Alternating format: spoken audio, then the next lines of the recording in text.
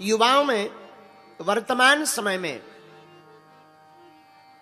सनातन संस्कृति के तथ्यों को बड़ी मजबूती पूर्वक रखने वाले एक ऐसे युवान हमारे प्रिय और आत्मीय, हमने जब दिन में आपको पुस्तक भेंट की तो उसमें लिखा कि हमको गौतम खट्टर जी से मिलकर ऐसा लग रहा जैसे हम अपनी ही फोटो कॉपी से मिल रहे हो। हाँ, ऐसे हमारे बड़े ही आत्मीय श्री गौतम खट्टर जी आज आए हुए हैं और इन्होंने तो ऐसे वो हलीउल्लाह बोला, हमारा तो दिमाग खराब हो गया। हमें लगा कि कुरान आज ही उलट पलट हो गई। हाँ, अब वो जो भी इन्होंने पढ़ा हो कलमा, जो हम किसी का अपमान नहीं करते हैं, लेकिन क्या गजब की उर्दू बोली, ऐसा लगा क्या टंग का खेल है। भाई जिनकी हिंदी की टंग होती है उन्हें पंजाबी बोलने में दिक्कत होती है, लौटाना बड़ा कठिन है टंग को, पर वो बहुत बड़ा महान आदमी होता है जिसकी टंग हर भाषा में तुरंत पलट जाए उसी लहजे के साथ। तो जब ये पढ़ रहे थे तब लग रहा था कि हाँ कुछ हो रहा है।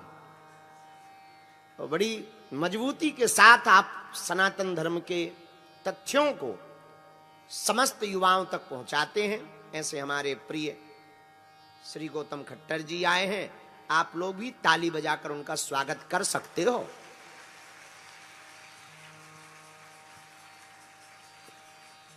मैं बस 2 मिनट आपके बीच में एक चर्चा, एक संवाद रखना चाहता हूं। एक बार एक नगर में बाढ़ आ गई और जब बाढ़ का पानी धीरे धीरे बढ़ने लगा तो वहां पर जो लोग रहते थे वो अपनी जान को बचाने के लिए, अपने प्राणों की रक्षा करने के लिए उस नगर से दूर जाने लगे। जब वो दूर जाने लगे तो एक पंडित जी थे जो दूर नहीं गए उस नगर को छोड़ करके। तो वहां के लोगों ने उनसे कहा कि पंडित जी, अब यहां पर रहना खतरे के निशान के बराबर है, आप यहां पर मत रहिए। हम सब अपनी जान की रक्षा करने के लिए, अपने प्राण को बचाने के लिए यहां से पलायन कर रहे हैं। आप भी यदि जीवित रहना चाहते हैं, सुरक्षित रहना चाहते हैं तो इस स्थान से हमारे साथ नाव के माध्यम से पलायन कर जाएं। तो पंडित जी ने कहा, उस पुरोहित जी ने कहा कि अरे तुम बेवकूफ हो, पागल हो गए हो। मैं दिन रात भगवान की पूजा करता हूं, आराधना करता हूं, मेरी रक्षा तो स्वयं भगवान करेंगे, मुझे यहां से जाने की आवश्यकता नहीं है, तुम जाओ। वो लोग वहां से चले गए। थोड़ी देर के बाद सूचना मिली कि जो जल था, जल का स्तर गर्दन तक आ गया। तो लोगों को पंडित जी की बहुत चिंता होने लगी और उन्होंने कहा कि पंडित जी को बचाना होगा, अब उनका बचना मुश्किल नहीं है। दोबारा नाव से लोग गए, पंडित जी से आग्रह किया, पुरोहित जी से कि चलिए, अब तो बचना नामुमकिन है, पानी गले तक आ गया है, अब यदि नहीं गए तो मृत्यु हो जाएगी। पंडित जी ने धुतकार दिया और बोला कि अभी तुम बेवकूफ हो, मैंने तुमको मना कर दिया था, स्वयं भगवान मेरी रक्षा करेगा, मुझे जरूरत नहीं है तुम लोगों की, यहां से दफा हो जाओ, भाग जाओ। और वो लोग फिर वापस चले गए। अचानक से सूचना मिली कि पंडित जी अब चोटी पर चढ़ गए मंदिर की और पानी जो है पूरा चोटी तक पहुंच गया है। तो लोगों को पुनः चिंता हुई अपने पुरोहित जी की और उन्होंने पुनः प्रशासन से कहा कि हमारे पंडित जी वहां फंस गए हैं, आप जाकर के कृपया उनको बचाइए। प्रशासन हेलीकॉप्टर लेकर के गया और सीधा मंदिर की चोटी पर ले जाकर के हेलीकॉप्टर खड़ा कर दिया और पंडित जी से कहा, हम यहां से सीढ़ी लटका रहे हैं, आप कृपया करके चलिए, नहीं तो आपका बचना मुश्किल हो जाएगा। और पंडित जी ने कहा, अरे तुम बेवकूफ हो, मैं त्रिकाल संध्या करता हूं, भगवान को भोग लगाता हूं, उनकी आरती करता हूं, भगवान स्वयं आकर के मुझको बचाएंगे, मुझे तुम्हारे जैसे लोगों की कोई आवश्यकता नहीं है। और प्रशासन को भी वहां से विदा कर दिया। अब जब पानी मंदिर की नींव में घुसा तो मंदिर नीचे गिर गया और पंडित जी भी नीचे गिर गए और उनकी मृत्यु हो गई। मृत्यु होने के बाद जब पंडित जी परमात्मा के सामने जाकर के प्रस्तुत हुए तो बड़ी शिकायत करी और बोला कि हे परमात्मा, हे भगवान, हे ईश्वर, मैं रोज तेरा ध्यान करता था, तुझे भोग लगाता था, तुझे नहलाता था, तेरी आकर के ब्रह्म मुहूर्त में संध्या, उपासना, आरती, आराधना, साधना करता था, लेकिन जब मेरी मृत्यु आई तो तूने मुझे बचाया नहीं, मेरे को आशा थी। अब ये लोगों को जो तुझ पे विश्वास करते थे विश्वास उठ जाएगा, अब तुम्हारी पूजा कोई नहीं करेगा। तो परमपिता परमात्मा हंसे और कहा, अरे मूर्ख, मैंने एक बार नहीं, 2 बार नहीं, 3-3 बार लोगों को तेरी रक्षा के लिए भेजा, लेकिन तूने उनको स्वीकार नहीं किया और अब मुझको गाली देता है। इस बात को कहने का तात्पर्य क्या है? आज हम सभी सनातन धर्मी किसी अवतार की प्रतीक्षा कर रहे हैं कि कोई अवतार आएगा, हम लोगों को बचाएगा।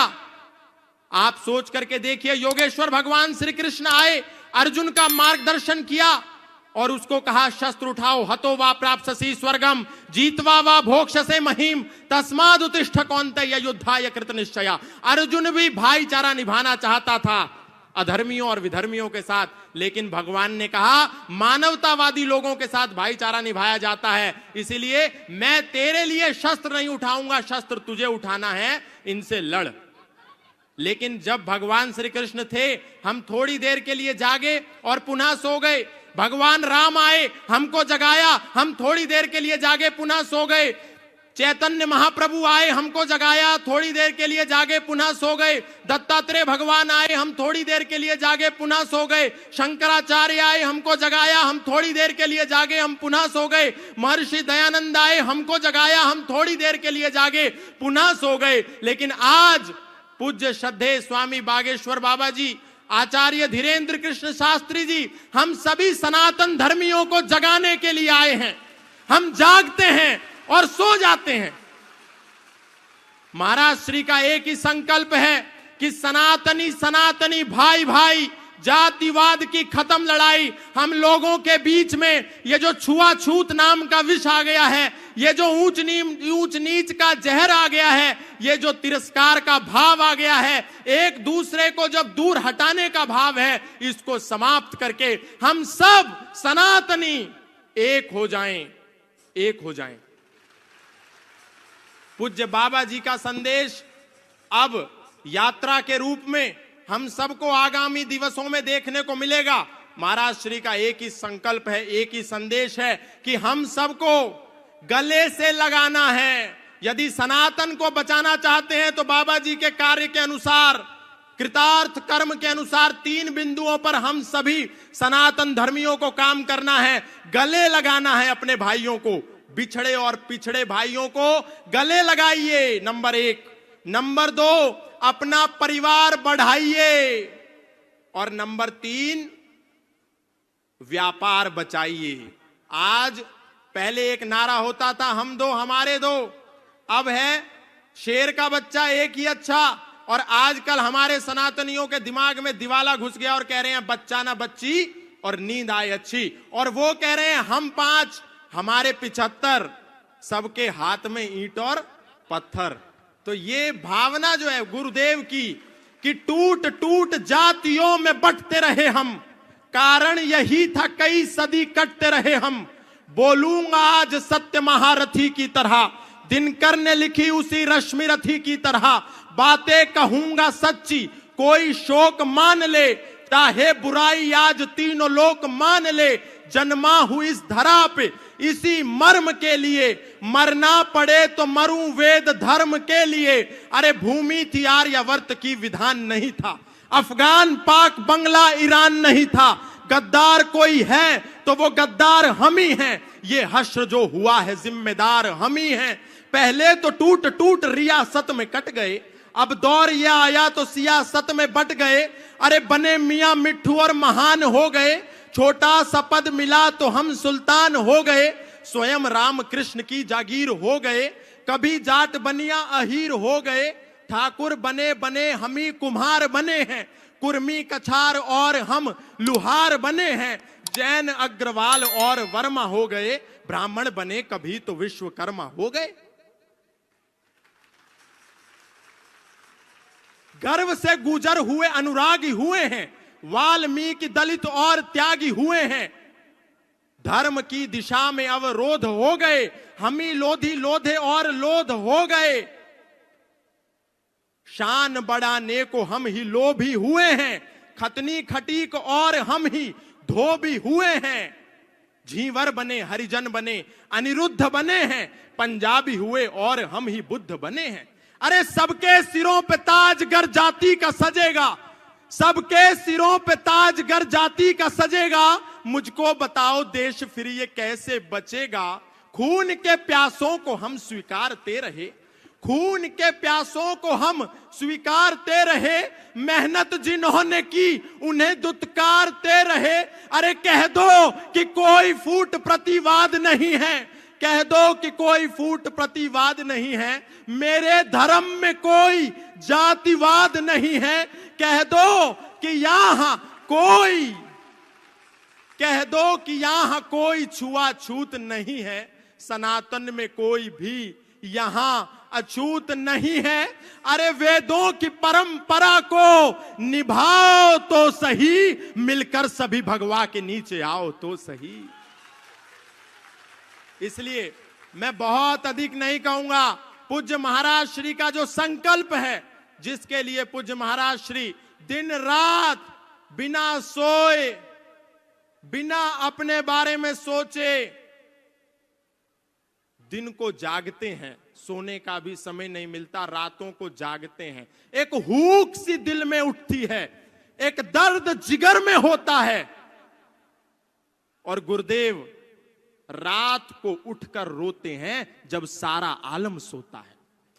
तो ये जो गुरुदेव की पीड़ा है, हम सबको, अपने भाइयों को गले से लगाने वाली जो पीड़ा है, ये हमको सहन महसूस करके, इस पीड़ा से निकाल करके अपने लोगों को, उनको गले से लगाना होगा। अंत में एक ही बात कहूंगा बहुत सारे लोगों को, पूज्य महाराज श्री, आपने जब सनातन धर्म का विगुल बजाया और आपने जब सबसे पहले कथा के पंडाल में लोगों को यह संदेश दिया कि यदि हम सनातन धर्म को बचाना चाहते हैं तो हमको चादर और फादर से बचकर रहना होगा, तब देश के प्रत्येक कथा पंडाल से यह आवाज आने लगी जिसको पूज्य महाराज श्री ने शुरू किया था। नहीं तो हम सोचते थे सारे धर्म एक ही तो हैं, ये कुरान जिस रास्ते पर लेकर के जाएगी, ये बाइबल उस रास्ते पर लेकर के जाएगी जहां भगवत गीता लेकर के जा रही है। हम लोग कभी भगवत गीता नहीं पढ़ते और गारंटी कुरान की लेते हैं।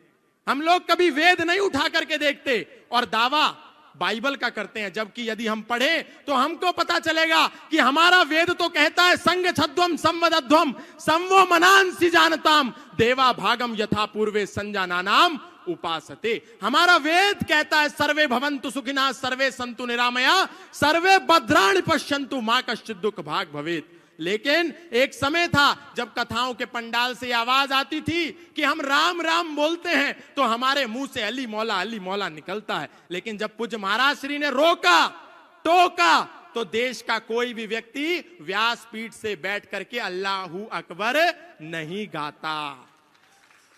नहीं तो कितने लोग ऐसे थे, कहते थे कि जब हमारी कथा चल रही हो और नमाज और अजान की आवाज आए तो अपनी कथा रोक दो। अरे बावड़ो, वो जो आवाज आ रही है ला इलाहा इल्लल्लाह मोहम्मद रसूलुल्लाह अशहदु अल्ला इलाहा इल्लल्लाह हुवा अशहदु अन मोहम्मदन अब्दुहु व रसूलहु, वो कोई इबादत नहीं है। वो तो कह रहे हैं अल्लाह के सिवा कोई इबादत करने योग्य है नहीं और मोहम्मद साहब के सिवा उसका कोई रसूल है नहीं। इसीलिए जब हम अपने क्षेत्रों में राम यात्रा लेकर के निकलते हैं तो पत्थर बरसा करके इसका प्रमाण दिया जाता है कि हमने रोका था कि अल्लाह के सिवा कोई इबादत करने योग्य नहीं है, तुमने क्यों की, इसीलिए तुमको पत्थर मिलेगा। हमारा वेद तो कह रहा है अयम निजा परो वैति गणनाम लघु चेतसाम उदार चरिता नाम तु वसुधैव कुटुंबकम। लेकिन उनकी कुरान क्या कह रही है, कातिलुल लजीना ला युमिनूना बिल्लाहि वला बिल यौमिल आखिर वला युहर्रिमूना मा हर्रमल्लाहु व रसूलहु वला यदीनूना दीनल हक मिनल लजीना ऊतुल किताबा हत्ता युअतुल जिज़यत अय दिव्यहुम सागिरून। अपनी गीता का पता नहीं लेकिन कह रहे हैं अरे कुरान भी तो परमात्मा की ओर ले जा रही है। अरे वो तो आपको मानव को मानवता का शत्रु बना रही है। और अभी फादर का जो खेल चल रहा है, हालेलुया, बस एक करा और किसी को भी लिटा दिया। ये सब झूठ ढोंग आडंबर पाखंड, सनातनियों को कहीं जाने की जरूरत नहीं है। आप बालाजी की शरण में आओ, राम जी के शरण में आओ, कृष्ण की शरण में आओ। और आप जिसको पिता परमेश्वर कह करके ईसा मसीह को मुक्तिदाता मान करके बैठ गए हो, वो कोई मुक्तिदाता नहीं है। बाइबल का मैथ्यू 10 स्टेटमेंट नंबर 34, 35, 36 जाकर के पढ़ लेना। वो ईसा मसीह कह रहा है, do not suppose that I have come to bring peace to the earth, I did not come to bring peace but a sword, I have come to turn a man against his father, a daughter against her mother, and daughter-in-law against her mother-in-law. Man's enemy will be the member of his own household. ये मत समझो कि मैं इस धरती पर शांति का पैगाम लेकर के आया हूं, मैं तो इस धरती पर तलवार का आह्वान लेकर के आया हूं, ताकि एक ही घर में एक बेटा अपने पिता का शत्रु हो जाए, एक बेटी अपनी मां की शत्रु हो जाए, एक पुत्र वधू अपनी सास की शत्रु हो जाए, और हम उसको मुक्तिदाता कह रहे हैं। अगर मुक्तिदाता कोई है तो वो मर्यादा पुरुषोत्तम श्री राम है, योगेश्वर श्री कृष्ण है, बजरंगबली हनुमान है। हमको उनकी शरण में आना है, कोई जरूरत नहीं है कहीं जाने के लिए। पूज्य महाराज श्री ने जो शंखनाद किया है, आप सब यहां से एक संकल्प लेकर के जाएं कि जो गुरुदेव भगवान ने एक संकल्प लिया है सनातनियों की यात्रा को निकाल करके पिछड़े और बिछड़ों को गले लगाने का, आप सब तन मन और धन से उसमें पूर्ण सहयोग करेंगे। हाथ उठा करके बोलिए, बोलिए सत्य सनातन वैदिक धर्म की, अधर्म का प्राणियों में, विश्व का। बोलो सियावर रामचंद्र की, पवन पुत्र हनुमान की। बहुत बहुत धन्यवाद, बहुत बहुत आभार।